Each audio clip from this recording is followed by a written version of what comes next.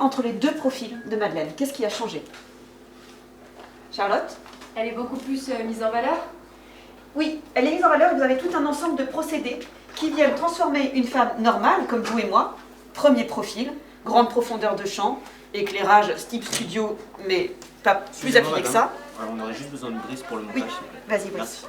En une pure icône, une femme fatale. C'est-à-dire il y a ici véritablement, en 3 plans, la jeunesse de la femme fatale. Personne aurait du câble XLR là? Mais après là, là-dedans. Ah oui, mais celle-là, c'est pas celle que vous aviez prise. Non, non, Voilà.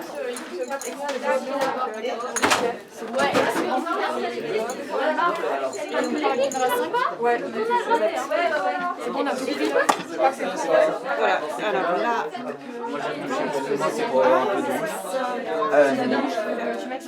Oui, c'est ça, parce que tu sais, on était beaucoup trop dans les tons bleus.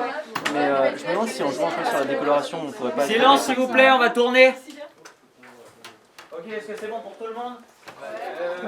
Normalement, le cadre. On tourne le 23 de la 52. Ouais, c'est ça. Peut-être le micro. Ok, la chaîne. Ouais, c'est bon, on ne voit pas normalement. Hop là. Ok, c'est bon. Ouais, super. Moteur. Ça tourne, ça tourne.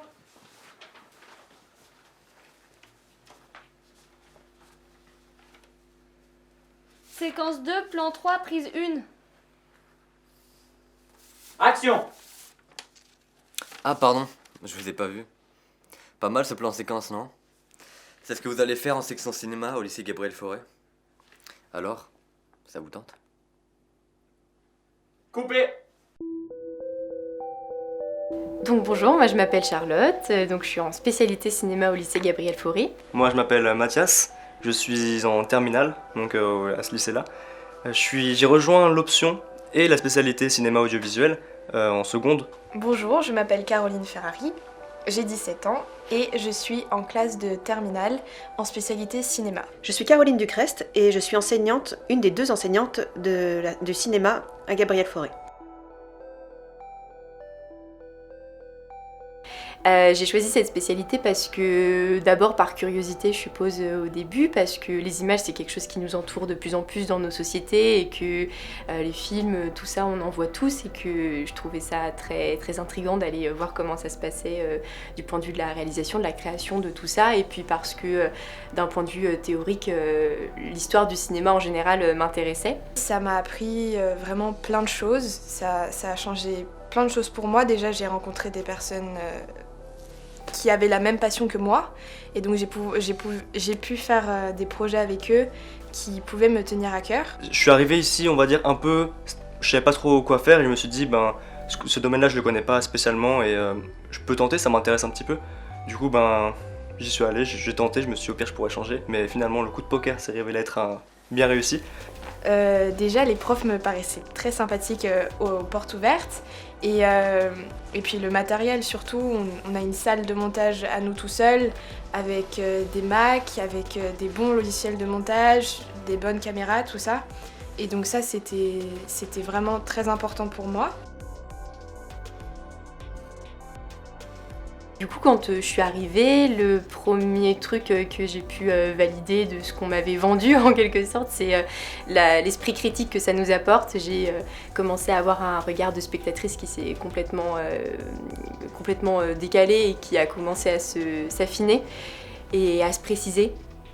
Donc ça c'est vraiment important, enfin je remarque vraiment la différence entre le type de cinéma que je pouvais regarder avant mon parcours du coup en cinéma au lycée et maintenant. Surtout quand on rentre dès la seconde en option et puis qu'on continue après en spé et puis en option en première et en terminale, il y a vraiment une famille qui se crée au niveau de ce genre de spé et du coup c'est très rassurant quand on doit créer des projets où on embarque du matériel qui coûte et tout ça, de pouvoir créer vraiment une ambiance de travail et un soutien collectif où on peut se montrer parce que certaines personnes maîtrisent plus le montage ou l'aspect technique, d'autres ont plus d'idées sur la création en général. Donc en fait on arrive vraiment au fur et à mesure à s'entraider et s'enrichir les uns les autres. On a la chance d'avoir beaucoup d'intervenants et d'intervenantes sur plein de sujets divers qui traversent des thématiques actuelles du cinéma. Cette année, on a beaucoup travaillé sur les femmes, notamment, le rapport au cinéma et aux femmes en général, au regard féminin et masculin. Et puis des intervenants techniques et des intervenants images, tout ça qui nous aident en fait et qui nous apportent beaucoup de connaissances pour pouvoir être assez polyvalents et avoir une idée de tout, ce qui permet à ceux qui veulent s'orienter là-dedans de pouvoir préciser un peu plus préciser ce qu'ils veulent précisément faire dans le cinéma avec tout ce qu'ils auront vu. Puis c'est une spécialité très ouverte qui fait beaucoup de ponts en fait entre toutes les spécialités artistiques de Forêt, les arts plastiques, la musique et tout ça. On essaye de mettre en place des projets collaboratifs. Et puis surtout, on a fait beaucoup donc, de cours théoriques, on a fait toute l'histoire du cinéma. Et ça enrichit beaucoup ma culture et ça a augmenté ma curiosité à vouloir voir des films de toute nationalité. Tout d'abord, qu'on soit en spécialité ou en option, le cinéma à Gabriel Fauré, c'est de multiples activités qui sont toujours en lien et qui sont toujours variées à l'intérieur d'une même semaine. Il s'agit de faire des films, c'est-à-dire que chaque élève réalise un court-métrage, mais aussi plusieurs exercices par an. Le matériel est entièrement prêté. Nous avons un matériel qu'on appelle semi-professionnel, qui prépare les élèves au matériel qu'ils pourront trouver dans les études supérieures, mais aussi dans le monde professionnel. Et ce matériel est encadré, l'utilisation du matériel est encadrée par des intervenants techniques, chacun spécialiste de la lumière, du cadre, du son, et qui donc forment les élèves à toute la partie technique du cinéma, mais aussi à la partie créative. Il s'agit donc d'acquérir les bases du court-métrage, du tournage, de la seconde à la terminale.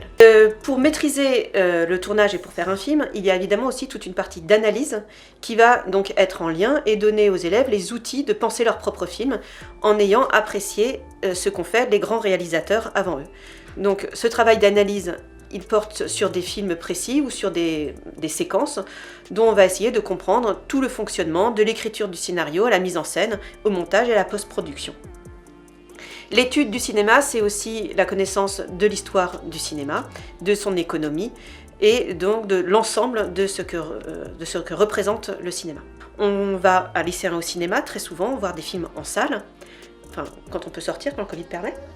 On essaye de participer au plus grand nombre de festivals. Annecy nous en fournit déjà un grand nombre, mais on va aussi traditionnellement au festival de Clermont-Ferrand, Festival international du court-métrage, pour préparer les élèves justement à cette forme du court-métrage qui est celle qu'ils doivent réaliser en terminale pour le bac. Et on essaye aussi de découvrir l'ensemble des métiers du cinéma en invitant le plus possible non seulement d'intervenants techniques, mais aussi de réalisateurs, de scénaristes, de critiques de cinéma qui viennent tout au long de l'année rencontrer les élèves et les étudiants et partager à propos de leur métier. Faire des films, c'est aussi les montrer. Et c'est pourquoi nous attachons un grand prix à ce que les élèves puissent montrer leurs films, non pas seulement dans le cadre de la classe ou du cadre familial, mais avec des projections en fin d'année en première et en seconde, et avec un grand festival, le festival de fin de parcours en terminale, qui s'appelle Bon Film en Genre, et qu'on vous invite à venir découvrir au Mikado en juin dans des salles que nous espérons ouvertes. Alors, tout cela, ça se fait en seconde uniquement à travers l'option, c'est-à-dire un cours optionnel pris en plus du cursus normal de seconde.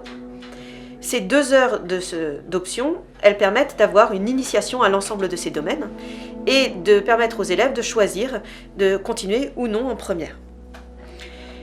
Il est très recommandé de prendre l'option en seconde si on veut faire du cinéma en première, car il sera plus difficile et soumis à des quotas d'entrer directement en première. Donc, si vous souhaitez faire de l'audiovisuel en lycée, demandez directement à entrer en seconde. Néanmoins, si vous n'avez pas été pris en seconde, il reste parfois quelques places. que n'ont pas pris les élèves de seconde du lycée, pour des élèves qui n'ont pas été pris en seconde mais qui veulent absolument venir en audiovisuel en première. Dans ce cas-là, n'hésitez pas à nous contacter, à nous envoyer un dossier, une demande, et vous aurez peut-être une de ces places.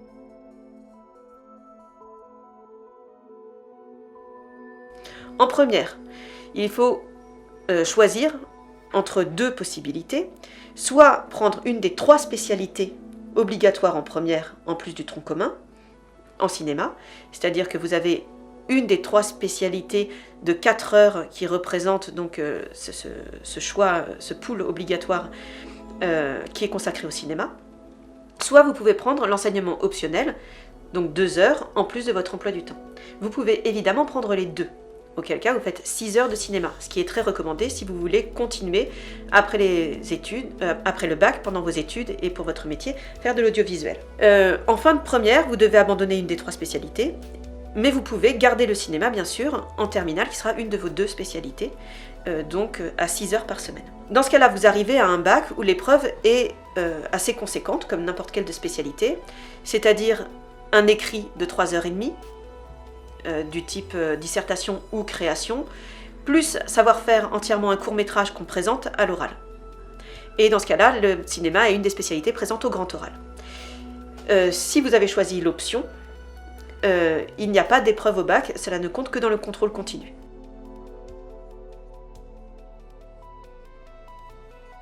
Alors, plusieurs possibilités.